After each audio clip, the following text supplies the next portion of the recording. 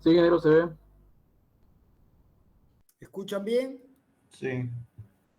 Bueno, Sí, hoy sí. empezamos probablemente el capítulo, uno de los capítulos más importantes de la materia.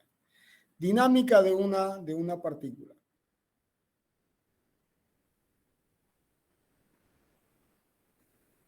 Ingeniero, disculpe, el apunte de esta unidad no lo subió.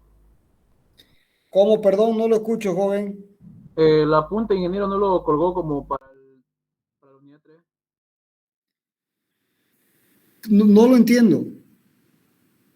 Los apuntes para, o sea, para la unidad 3 subió los apuntes y para esta unidad 4 no la podría subir también, por favor. Pero si el apunte de lo tienen, a ver, hay un apunte que es el que tienen fotocopiado y solamente voy levantando las actualizaciones. Este tema que voy a dar lo tienen. Ok, ingeniero, ok. Y a Creí vos que no le sacaste fotocopia hace un mes y medio. lo tengo, ingeniero, pero creí que iba a variar en algo. Ya. Lo que va cambiando lo voy subiendo con anticipación. Dinámica de una partícula.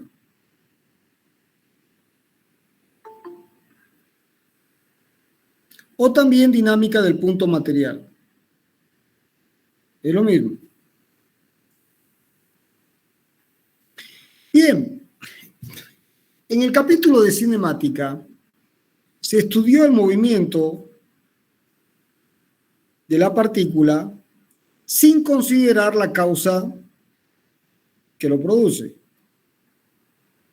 Es decir, nunca se habló de la causa que produce el movimiento. Entonces, si ahora la partícula se mueve,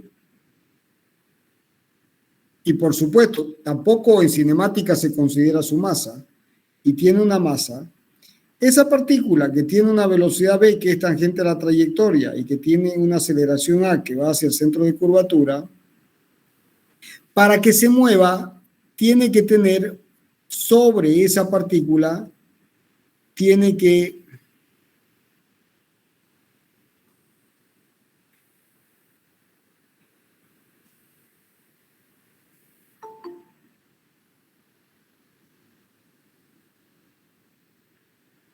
estar actuando una fuerza. Una fuerza, es decir, se definirá la fuerza como a todo aquello que es capaz de cambiar la cantidad de movimiento de un cuerpo. Esto es muy importante que se entienda. Entonces, siempre el movimiento va a ser referido, a un sistema inercial. Ya sabemos que se entiende por sistema inercial. Y ese sistema inercial siempre va a estar definido por una base vectorial, I, J y K. Y el observador inercial, O. Bueno, entonces el observador o cualquier otro observador siempre miden el mismo tiempo, T es igual a T', ¿no? Ahora, en esas condiciones, vamos a definir el concepto de fuerza. ¿Qué se entiende por fuerza? Entonces, antes de analizar ese concepto, vamos a definir una magnitud fundamental de la mecánica, el concepto de cantidad de movimiento, P. P se define, es una definición, se define la cantidad de movimiento de la partícula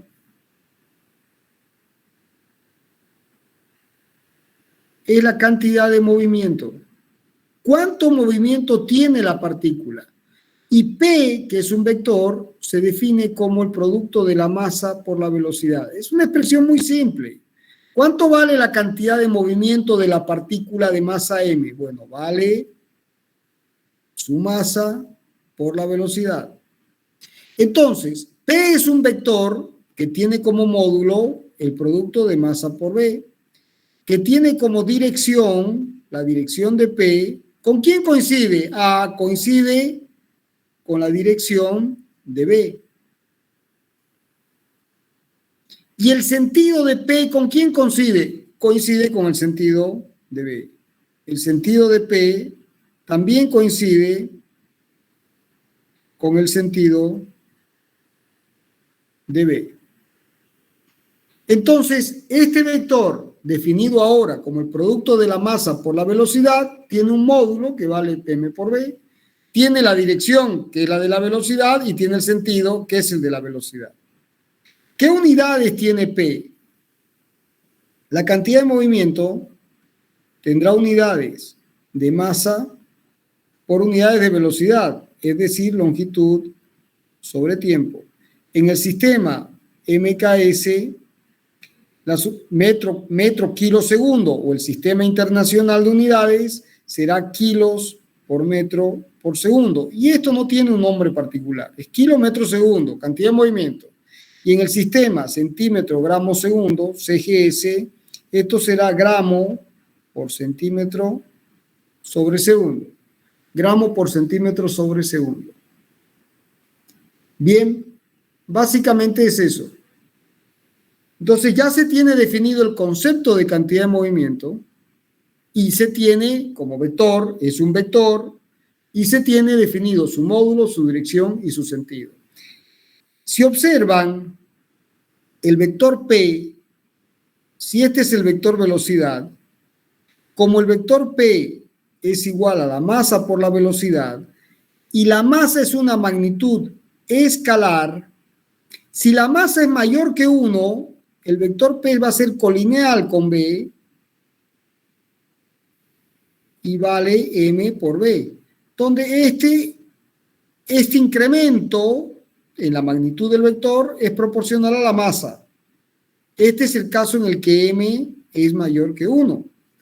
Ahora, en el caso en el que M es menor que 1, tendremos un vector también que es colineal o paralelo, pero más chico que B. Este es el caso en el que P también vale M por B y M es menor que 1. O sea que la cantidad de movimiento es un vector colineal, es paralelo a la velocidad.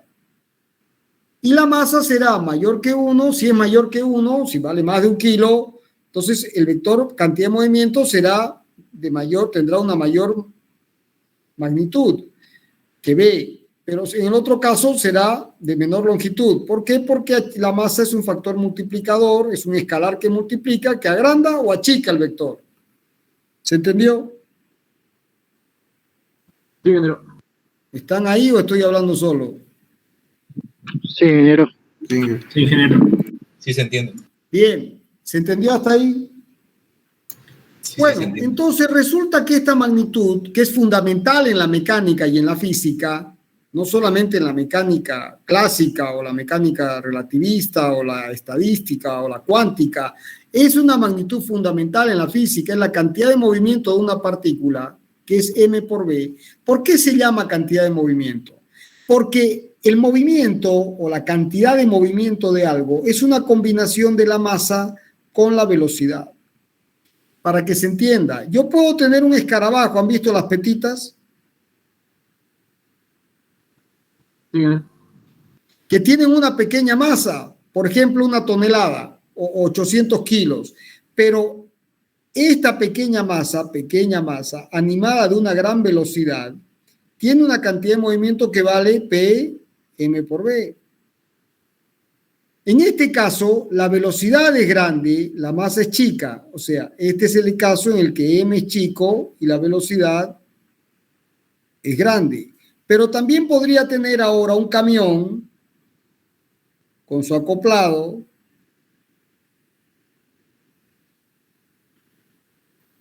que tiene una masa muy grande y va con una velocidad muy pequeña.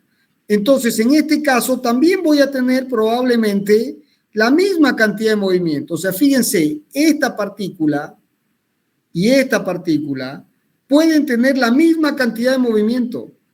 En este caso, la masa es pequeña, la velocidad es grande. En este caso, la masa es grande, la velocidad es pequeña. O sea, la cantidad de movimiento interpreta la combinación de dos factores fundamentales de la física, su masa y la velocidad. Por eso se llama cantidad de movimiento. No es velocidad, no es masa, es el producto de los dos factores que definen la cantidad de movimiento de la partícula. ¿Se entiende? Sí, ingeniero. ¿Se entiende o no se entiende? ¿Todos lo entendieron? Se entendió, ingeniero. Para todo, ingeniero. Bien. ¿Qué dicen las tres leyes fundamentales de la dinámica?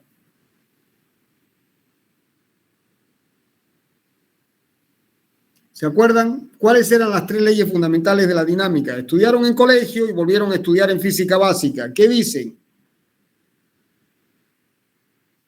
¿Cuál es la primera? Ley de inercia. Ley de inercia. ¿Qué dice la ley de inercia?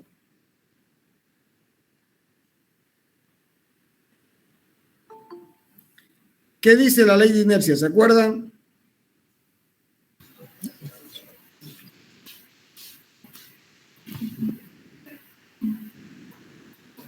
Los cuerpos tienden a mantener su estado de movimiento.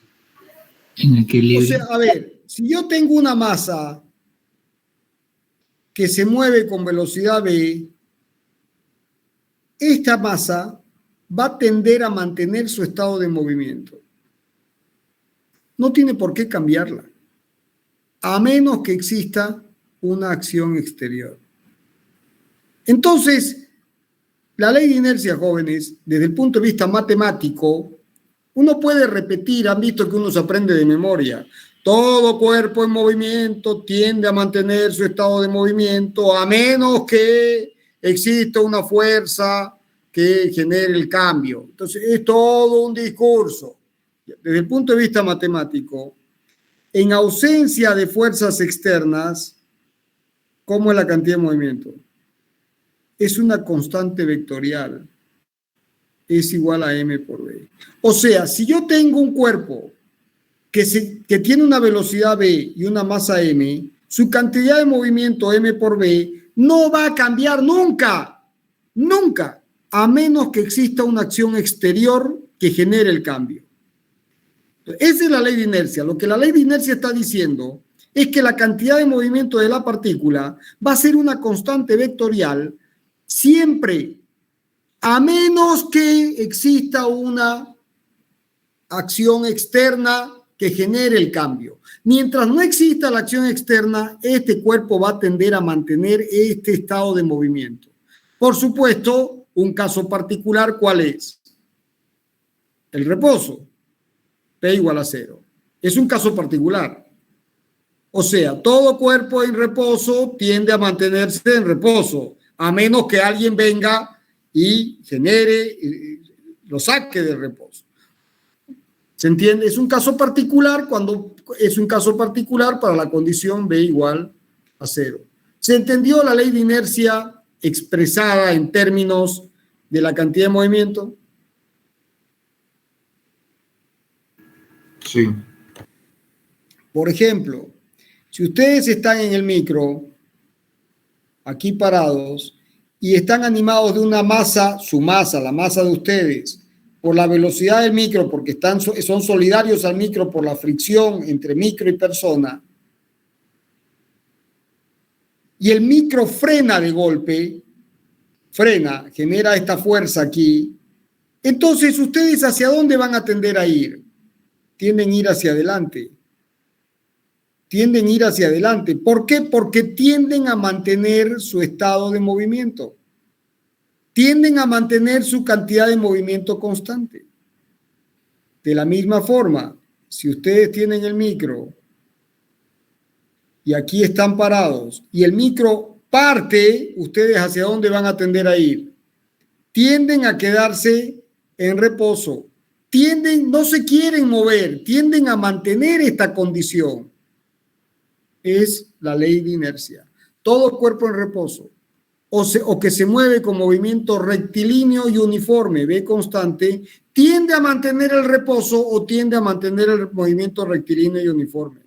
Todo cuerpo en movimiento tiende a mantener su estado de movimiento a menos que exista una fuerza o una acción externa que genere el cambio. En otras palabras, P siempre va a ser una constante vectorial a menos que exista una acción o una interacción externa que genere el cambio. ¿Se entiende? Sí. Sí, ingeniero. Bueno, ¿Se entendió la ley de inercia? ¿Qué dice la segunda ley?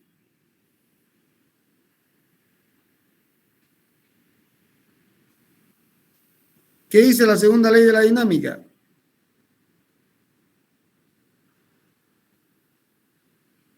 ¿No se acuerdan de la segunda ley de la dinámica, jóvenes? ¿Qué dice la segunda ley de la dinámica? La ley de Newton. ¿Nadie se anima? ¿Qué dice la segunda ley de la dinámica?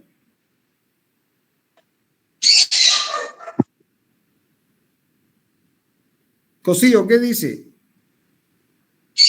La ley de la dinámica son las leyes de Newton, ¿no? Sería fuerza igual a masa por aceleración, o diferencial de velocidad.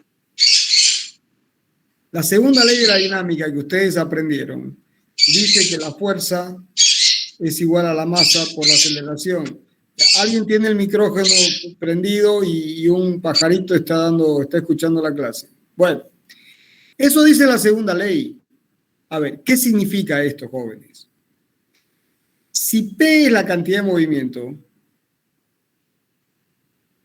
¿de acuerdo? Entonces, esto no va a cambiar. Y si cambia, ¿cuánto vale el cambio? dP de T. P punto. Esto es el cambio de la cantidad de movimiento. Esto es el cambio de P. ¿De acuerdo? ¿Y cuánto va a valer el cambio de P? Al cambio de P, a este cambio se le da el nombre de fuerza. Fíjense el detalle. La fuerza no es la masa por la aceleración. No. La fuerza es el cambio de la cantidad de movimiento.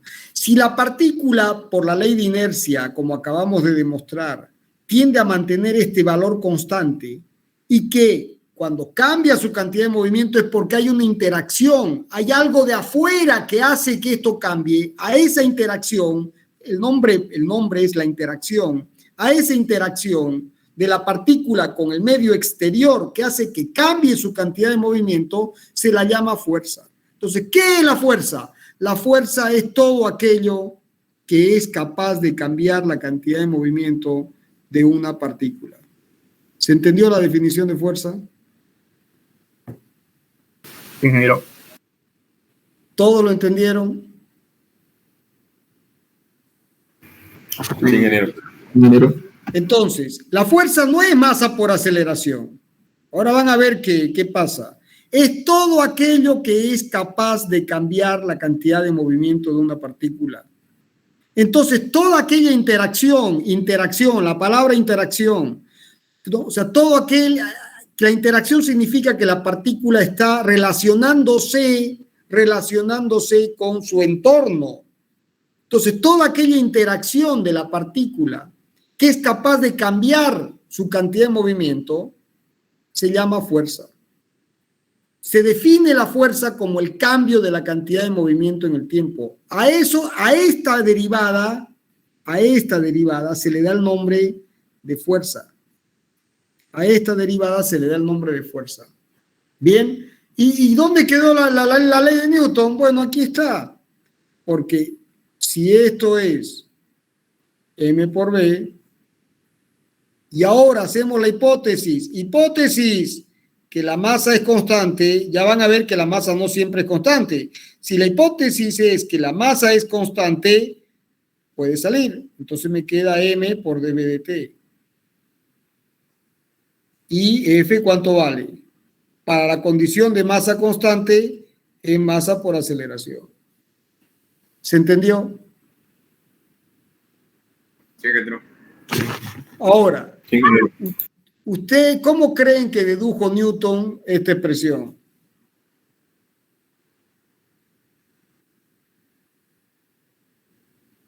¿Cómo creen que dedujo Newton esta expresión?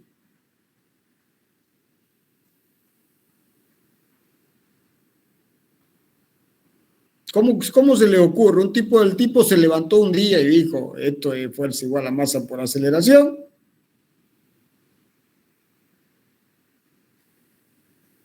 ¿Ustedes qué creen? ¿Hizo matemática? Newton es tan mortal como cualquier otro.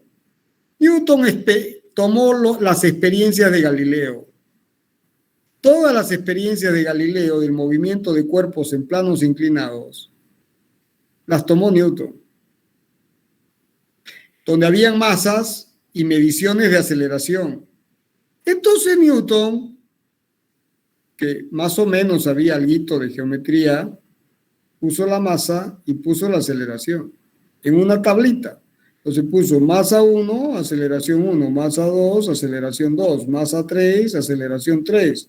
¿De acuerdo? Hizo una tabla. ¿Y después qué hizo Newton? Agarró y dijo, si yo, perdón acá. Puso fuerza 1, fuerza 2, fuerza 3. O sea, tomaba la partícula, sobre todo de las experiencias de Galileo. Entonces, analizaba para cada fuerza qué aceleración se producía. Entonces, tabuló y graficó, estamos hablando del módulo, fuerza con aceleración. ¿Y qué le dio? Le dieron unos puntitos así. Entonces el tipo, que no era ningún tribilín y tampoco era nada del otro mundo, que dijo, ¿esto qué es? Es una línea recta. O sea que la relación entre la fuerza y la aceleración, ¿qué es? Lineal. ¿Es una línea recta? Es una línea recta. ¿Y cuál es la ecuación de esta línea recta? Si esto fuera Y y esto fuera X, ¿esta ecuación qué tiene? Y igual a M por X. Si este es el ángulo tita, la tangente de tita, ¿cuánto vale? M. La pendiente de la recta, ¿qué es? Es la masa. Entonces el tipo se dio cuenta que la fuerza era proporcional a la aceleración. Entonces agarró y dijo, como es proporcional a la aceleración y la relación es lineal, y la de una línea recta, una simple línea recta, entonces el tipo agarró y sacó el factor de proporcionalidad. ¿Y cuánto era el factor de proporcionalidad? La masa. Entonces, si ustedes ahora grafican la fuerza con la aceleración, van a tener líneas rectas así. ¿Cuál cuerpo tiene más masa? ¿Y cuál cuerpo tiene menos masa? Fíjense, para la misma fuerza, aquí produzco esta aceleración. Aquí produzco esta aceleración. Aquí produzco esta aceleración. Entonces, este cuerpo tiene una masa pequeña y este cuerpo tiene una masa más grande. Porque la misma fuerza, como la masa es mayor, me produce una aceleración menor. Le cuesta más. Le cuesta más. La pendiente es mayor. Entonces, a medida que la pendiente va aumentando, la masa va aumentando. ¿Se entendió, jóvenes? Sí, ingeniero. Sí, ingeniero. Ahora, volvemos otra vez a este caso, a la verdadera definición de fuerza. ¿Qué es la fuerza? Es el cambio de la cantidad de movimiento en el tiempo. Y para la hipótesis de masa constante, esto termina siendo m dv de t igual a masa por aceleración. ¿Qué unidades tiene la fuerza? Tiene unidades de masa por unidades de aceleración. Entonces, si yo aquí tengo una partícula de 1 kilo y le aplico una fuerza F que me produce una aceleración de 1 metro por segundo cuadrado, entonces la fuerza que es capaz de aplicarle a 1 kilo masa una aceleración de 1 metro por segundo cuadrado, esto en el sistema MKS, metro kilo segundo, o sí, será kilo por metro por segundo cuadrado. Entonces, a esa fuerza que es capaz de producirle una aceleración de 1 metro por segundo cuadrado a una masa de 1 kilo, se la llama un newton. Un newton. ¿Se entendió la definición? Sí, ingeniero. Sí, ingeniero. ¿Sí o no? Sí, ingeniero. Bueno, ahora, fíjense, ¿qué es el peso? ¿Qué es el peso?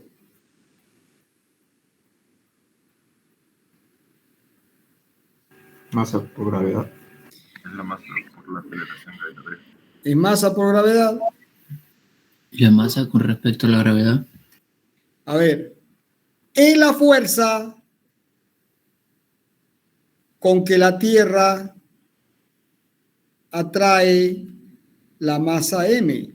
Entonces, el peso viene de otra ley, que es la fuerza de atracción gravitacional.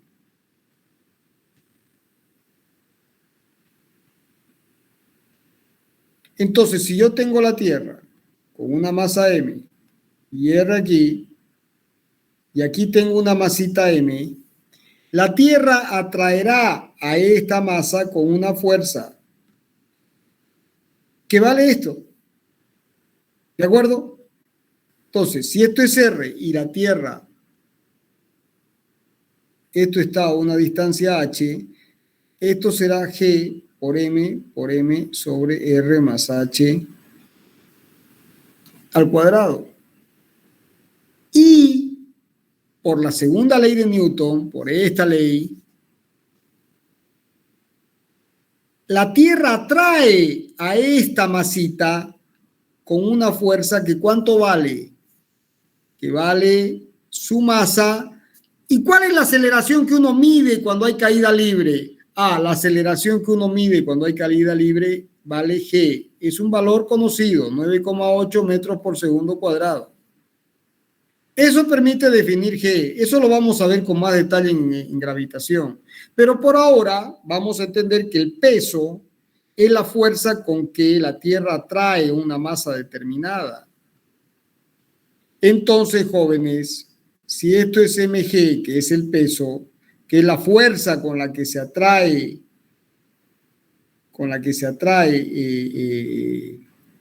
una masa determinada, entonces un kilomasa atraído con 9,8 metros por segundo cuadrado, ¿cuántos newtons son? Son 9,8 newtons. ¿De acuerdo? Son 9,8 newtons. Y si ahora yo peso en una balanza esta masa de 1 kilo, esto va a ser igual a 1 kilo fuerza. Entonces, 1 kilo fuerza, que se puede expresar así como 1 kilo fuerza, o también 1 kilo fuerza, que es lo que pesa 1 kilo masa, es igual a 9,8 newtons. En ingeniería es muy usual asumir esta relación. ¿Se entendió? Sí, ingeniero. A ver, jóvenes. La clave es que razonen, no de memoria. No de memoria. Mi tarea es que razonen. Mi misión es enseñar a razonar. ¿Se entendió hasta acá? Sí, ingeniero. Está todo claro. Todo claro, ingeniero. ¿Estamos o no estamos? Estamos, ingeniero. Bueno, ¿y qué dice la tercera ley de Newton?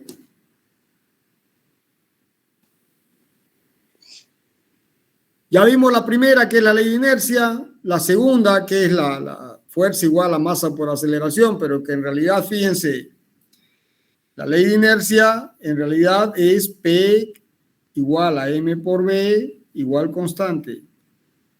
La segunda ley, esta es la primera ley, que dice que la variación de esta magnitud se la llama fuerza, y para la hipótesis de masa constante, esto vale masa por aceleración. ¿Y qué dice la tercera ley? La ley de acción-reacción. A toda acción corresponde una Reacción. reacción igual En dirección opuesta. y opuesta. Entonces, ahora presten atención aquí. Supongamos que tienen una partícula como esta,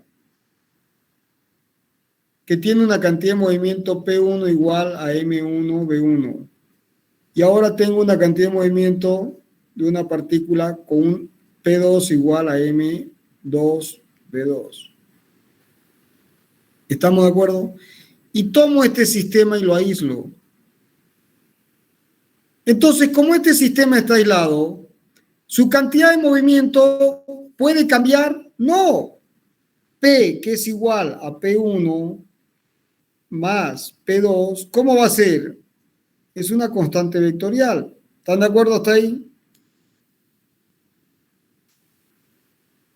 Sí, ingeniero. Sí, ingeniero. Ahora, si yo derivo, me va a quedar dP1 a dt con respecto al tiempo, más dP2 a dt. ¿Y esto cuánto vale? Como es una constante vectorial, vale 0 vector. ¿Estamos de acuerdo? Ingeniero, ¿a qué se refiere con sistema aislado? Que no esté interactuando con nadie. Entonces, si no está interactuando con nadie, su cantidad de movimiento no tiene por qué cambiar, porque la definición de cambio de la cantidad de movimiento es la interacción exterior. Entonces, si el sistema está aislado, no hay interacción exterior. Por lo tanto, P no puede cambiar. La suma de esto más esto tiene que ser una constante. ¿Se entendió ahora? Sí, ingeniero. Ahora, fíjense que de aquí puedo decir que dP de 1 es igual a menos dP de 2 con respecto al tiempo. ¿Sí o no? Sí. Sí, ¿no es cierto? Pero ¿qué es esto? Esto, por definición, es la fuerza que actúa en la partícula 1. ¿Y esto qué es? Por definición, es la fuerza que actúa en la partícula 2. Entonces, ¿cómo son esas fuerzas? Son iguales y opuestas. Iguales y opuestas. A toda acción le corresponde una reacción igual y opuesta.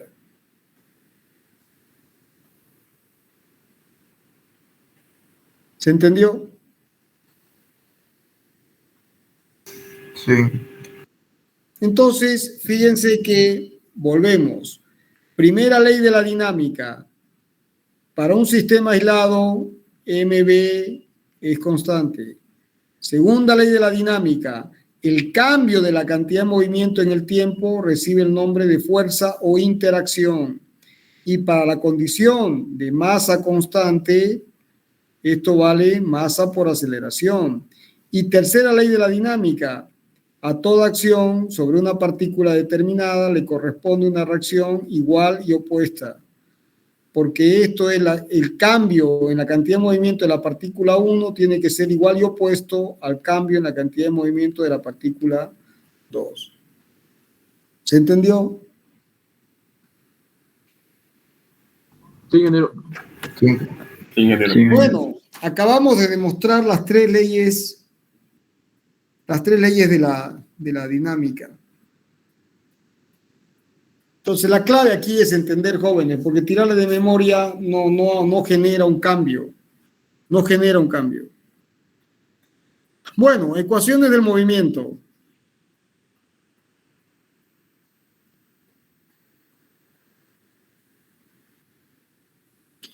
Bien, la clase pasada vimos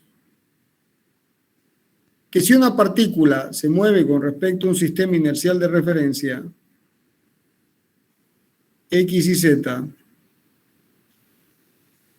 y el espacio está definido por los versores I, J y K, y esta partícula está identificada con el vector posición R, tiene una velocidad y una aceleración, y ahora esta partícula tiene una masa M y tiene una fuerza F.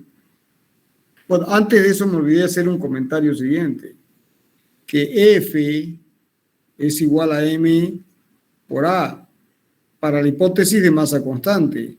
El módulo de F, ¿cuánto vale? M por A. La dirección de F, ¿cuánto vale? Coincide con la dirección de ¿quién? De A. Coincide con la dirección de A. ¿Y el sentido de F con quién coincide?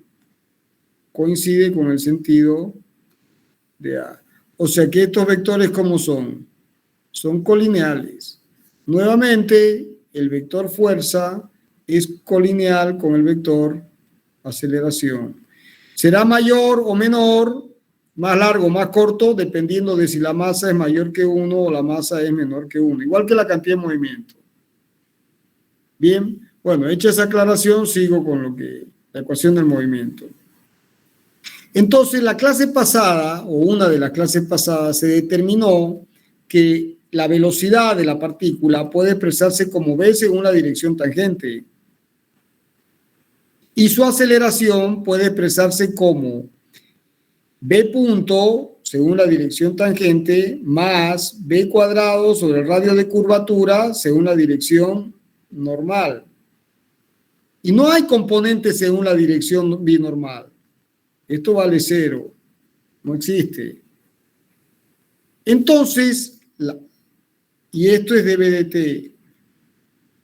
Entonces, para la condición de masa constante, hipótesis masa constante, entonces la fuerza será masa por la aceleración, es decir, m por dv dt, multiplico este vector por la masa, según la dirección tangente, más mv cuadrado sobre el radio, según la dirección normal.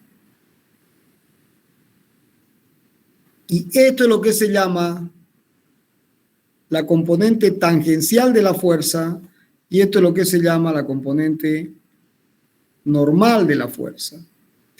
Entonces, si uno grafica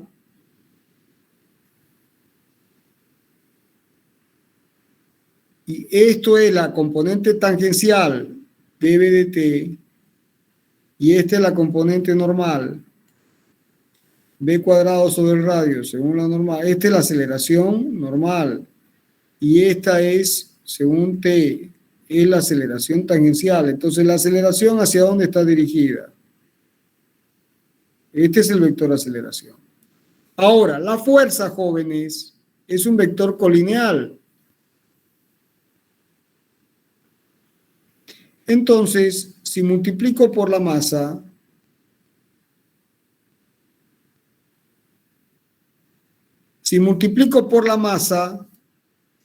entonces este vector será m dv dt, según la dirección tangente. Y este vector será mv cuadrado sobre ρ, según la dirección normal. Y este será el vector fuerza. Fíjense que son colineales. ¿Bajo qué hipótesis? M igual constante. Bien, entonces la componente tangencial de la fuerza es la que va generando que la partícula acelere, que cambie su magnitud, o sea, la aceleración cambie su magnitud. Y la componente normal es la que va a ir generando que la partícula vaya cambiando de dirección. Esta hace que la partícula cambie de dirección y esta hace que la partícula cambie de módulo. Este es el cambio del módulo y este es el cambio de la dirección. Y fíjense que aquí aparece un concepto muy importante, que la fuerza por unidad de masa, ¿qué es? Aceleración. O sea que, jóvenes, hay una correlación directa entre fuerza y aceleración. Donde hay aceleraciones hay fuerzas. Simplemente son fuerzas por unidades de masa. Fuerzas por unidades de masa. Fuerzas por unidades de masa. ¿Estamos de acuerdo? Sí. Sí, ingeniero. Bueno, ¿y qué pasa si todos lo entendieron? ¿Todos lo entendieron, jóvenes? Sí, ingeniero. Sí, ingeniero. Sí, ingeniero. Bueno, entonces, ¿qué pasa ahora si la masa no es constante? Masa distinto de constante. Bueno, la aceleración, jóvenes, seguirá siendo dv dt, perdón. Ejemplos de masa que no es constante. Un micro, ese micro que ustedes se suben todos los días. El micro cuando está vacío tiene una masa y a medida que va recorriendo el camino, aquí va subiendo gente. ¿Qué va pasando con la masa del micro? Este es un típico ejemplo con masa distinto de constante. Lo mismo, si el micro parte con el tanque de combustible lleno, termina con el tanque de combustible vacío. O sea, los casos de masa variable, jóvenes, son comunes. Aquí no hay nada que andar especulando con la mecánica cuántica, relativista. No, los casos de masa variable en la ingeniería hidráulica y en la ingeniería mecánica en general son muy comunes. Basta con que vaya cambiando la masa en un micro, una cinta transportadora, ¿no? O sea, y la masa ya deja de ser constante. Una escalera mecánica, por un lado entran personas, por el otro lado salen, hay más personas, menos personas, la masa es variable. Bueno, entonces, como la definición de fuerza es dp dt, entonces la fuerza será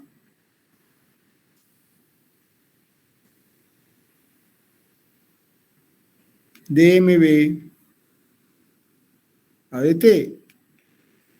Pero como la masa es variable, tengo que derivar el producto de un escalar por un vector. Un escalar por un vector, o sea, esto será dm a dt por v más m por dv a dt. Pero esto, jóvenes, ¿qué es? Esto es la aceleración.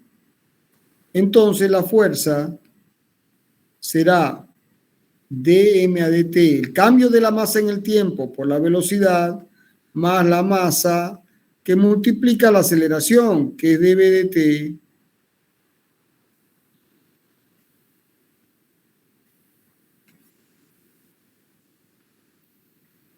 según la dirección tangente, más b cuadrado sobre el radio según la dirección normal.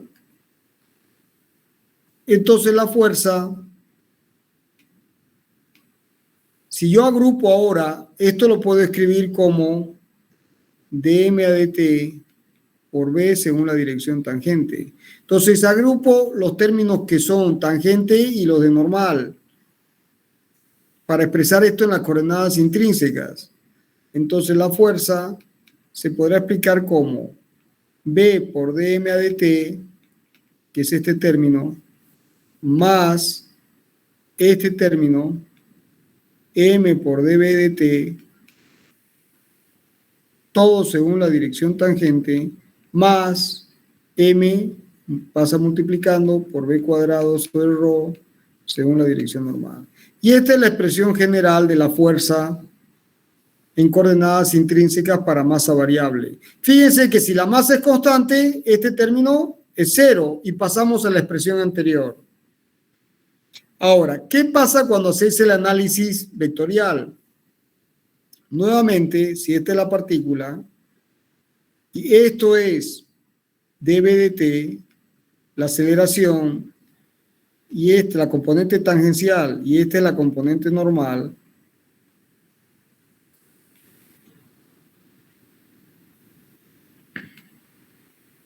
esta es la aceleración. Bien, esta es la aceleración. Ahora, ¿este término cambia? No cambia. El que cambia es este. Entonces, aquí voy a tener m por b cuadrado sobre rho. Eso no cambia. Pero aquí voy a tener, fíjense que antes tenía esta situación. ¿Lo ven? Antes tenía esta situación, donde esto hasta aquí era m dB de t. ¿Se ve? Pero ahora, a esta distancia, ¿qué tengo que sumarle? Tengo que sumarle b de m a dt. Entonces, esto viene así, y resulta que ahora este es el vector fuerza. Y ya no son colineales. Hay un ángulo entre la fuerza y la aceleración. Y ese ángulo es función ¿de quién? De este término. Y sobre todo, del cambio de la masa en el tiempo. ¿Se entendió?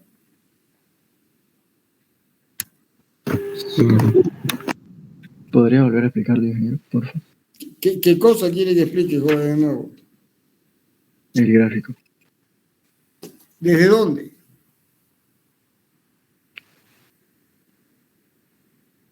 ¿Esta expresión la entendió? ¿Cuál? ¿Esta expresión la entendió usted? Sí. Sí. Bueno, voy a explicar el gráfico de nuevo.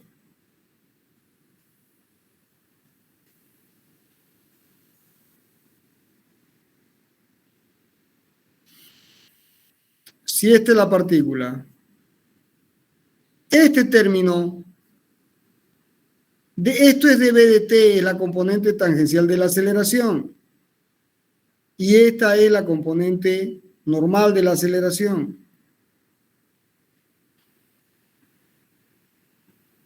¿Hasta ahí me entendió? Sí. Entonces, si yo hago esta composición, ¿qué tengo aquí? La aceleración. La aceleración. Ahora, olvídese de este término y pensemos solamente en que, como hicimos hace un rato, multiplico por la masa, entonces esto será m dB de t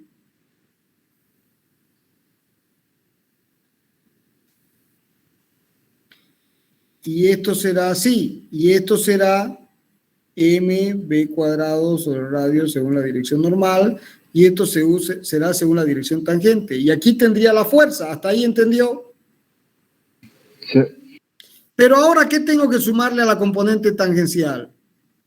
Este término. O sea que aquí a m dB de t, que es esto, m dB de t, tengo que sumarle esto, que es b de m a dt. Entonces, ahora tengo que componer este vector, que no cambió, porque sigue siendo el mismo, con este. Entonces resulta que ahora la fuerza es esta. Entonces la fuerza ya no es colineal con la aceleración, forman un ángulo. Y la magnitud del ángulo, ¿de quién depende? De dm a dt. Fíjense que si dm a dt es chiquito, el ángulo va a ser chiquito. Si dm a dt es grande, el ángulo va a ser grande. ¿Se entendió? Sí, ingeniero. ¿Alguna otra duda, jóvenes?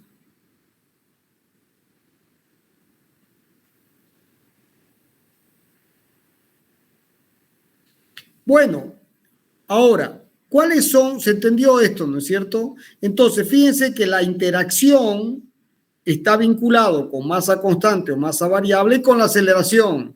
Y en coordenadas intrínsecas, que son las coordenadas más prácticas para la ingeniería, ¿no? Se expresa en coordenadas según la componente, según la dirección tangente y según la dirección normal. Ahora, en la naturaleza, ¿cuántas interacciones existen? Existen 4.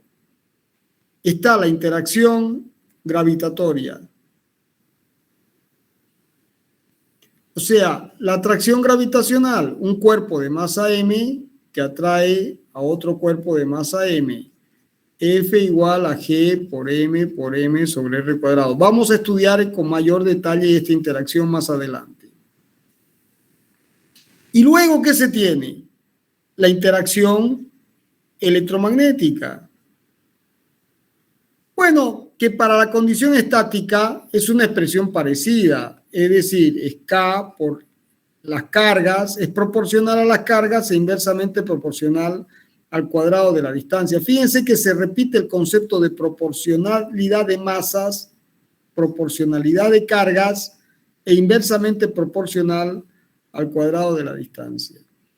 Bueno, y aparece también la interacción magnética, que están juntas porque el campo electromagnético es uno solo. El campo gravitatorio es otro, independiente. Después, a nivel de física nuclear, aparece la interacción fuerte, que esa es fácil de entender. La interacción fuerte. Bueno, ¿cuál es el concepto de la interacción fuerte? Fíjense, la interacción electromagnética, perdón, en el caso de la interacción gravitatoria, siempre es una fuerza de atracción. Siempre es una fuerza de atracción.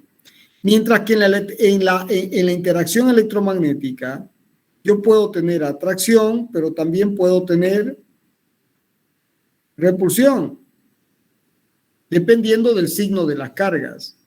Entonces, cargas de signos opuestos se atraen, más menos, y más o menos se repelen. ¿Estamos de acuerdo? Ahora, Sí. si uno analiza el núcleo de un átomo, ¿uno qué tiene en el núcleo? Uno tiene protones de carga positiva y además tiene neutrones de carga neutra. Bien, y luego tiene una nube de electrones, Entonces, la relación electrón-protón está muy clara. ¿Por qué? Porque como son cargas opuestas, entonces se atraen y por la aceleración normal, esto puede orbitar. Ahí no hay problema. Pero ¿qué pasa dentro del núcleo del átomo? Que tengo positivo con positivo. Entonces, si no existieran los neutrones, que más o menos separan las cargas positivas, el átomo del núcleo no sería estable, porque positivo con positivo, el átomo tendría que estallar. Entonces, los neutrones cumplen la función de darle masa al núcleo, pero también de estabilizar el núcleo. Y hay repulsión hasta una cierta distancia. Estamos hablando de nanómetros o menos. Y cuando se supera esa distancia, producto también de la presencia de los neutrones, aparece una fuerza de atracción mucho más fuerza que la electromagnética, que es de tipo exponencial, que es la interacción fuerte y que es la que permite que el átomo sea estable. Bueno, y después está la interacción débil, que sobre todo se presenta en química, o sea, su gran aplicación está en química, para el análisis de la estabilidad de los átomos y de las nubes de electrones en configuraciones de átomos de cadenas largas. Lo importante de esto, jóvenes, es lo siguiente. Al pie del apunte se van a encontrar que si a la interacción fuerte le damos el valor 1, la interacción electromagnética tiene el valor 10 a la menos 2, o sea, es 0.01 la fuerte. Esta es la electromagnética. Y la interacción débil es 10 a la menos 13 veces la interacción fuerte. Y la interacción gravitatoria es 10 a la menos 38. Fíjense, la interacción gravitatoria es extremadamente pequeña con relación a la interacción fuerte. 10 a la menos 38, o sea, para que tengan una idea de qué es esto, si la interacción fuerte vale 1, la interacción gravitatoria vale 0,00001. Este es el número 38. Y la interacción gravitatoria nos tiene atrapados en el campo gravitacional terrestre. Uno salta y va para abajo. Abandonar el campo gravitacional terrestre, jóvenes, es extremadamente... Ya vamos a ver lo que significa más adelante para poner satélites en órbita y todo lo demás. Y fíjense que es 10 a la menos 38 veces la interacción fuerte. ¿Se entendió? Bueno, en ingeniería hidráulica y mecánica, básicamente vamos a manejar la interacción gravitatoria. Y los ingenieros eléctricos manejan la interacción electromagnética o electromecánicos. Y los químicos también ingresan con la electromagnética, la gravitatoria y la débil. Y la fuerte es para los que se dedican a hacer física nuclear. ¿Se entendió? Y en todos los casos, jóvenes, son interacciones a distancia. O sea, uno no ve la fuerza. Porque cuando uno habla de fuerza, uno piensa en que uno está jalando una caja, ¿no? Hay una tensión. La típica concepción que se tiene de estática. La estática es aburrida. O sea, nada se mueve, ¿no? Entonces, pero esa es la concepción que uno tiene de fuerza, ¿no? O sea, que uno está jalando una carga sobre una viga, ¿no? O una tensión sobre una cuerda. Sin embargo, ¿no? Las interacciones que acabo de mencionar, que son las 4 interacciones de la naturaleza, hasta el día de hoy no hay más, uno no las puede ver, pero existen y se manifiestan a través de atracciones o repulsiones. ¿Se entiende? Sí, ingeniero. Sí. Bueno, jóvenes. Muy interesante, ingeniero. La clase que viene veremos las otras interacciones que son las interacciones particulares. Pero para que podamos seguir, ustedes tienen que manejar esto muy bien, más todo lo que hemos visto. Entonces vamos a ver la interacción, la fuerza de recuperación elástica, que es importantísima en estructuras, en mecánica, en hidráulica. Y luego vamos a ver la fricción, la fricción. La fuerza de fricción, jóvenes. Vamos a estudiar la fuerza de fricción al límite. ¿Por qué? Porque la fricción está en todas las aplicaciones prácticas. ¿Se entendió? Sí, ingeniero. Bueno, nos vemos el martes y es clave que hayan estudiado el capítulo introductorio, cinemática de una partícula, movimiento relativo y ahora lo avanzado de dinámica de una partícula. No se dejen ganar, jóvenes, porque este es un tren que ya partió y el que se quedó ya difícil agarrarlo. Eso es lo que les puedo decir. ¿Alguien sabe cómo fue en la marcha de hoy?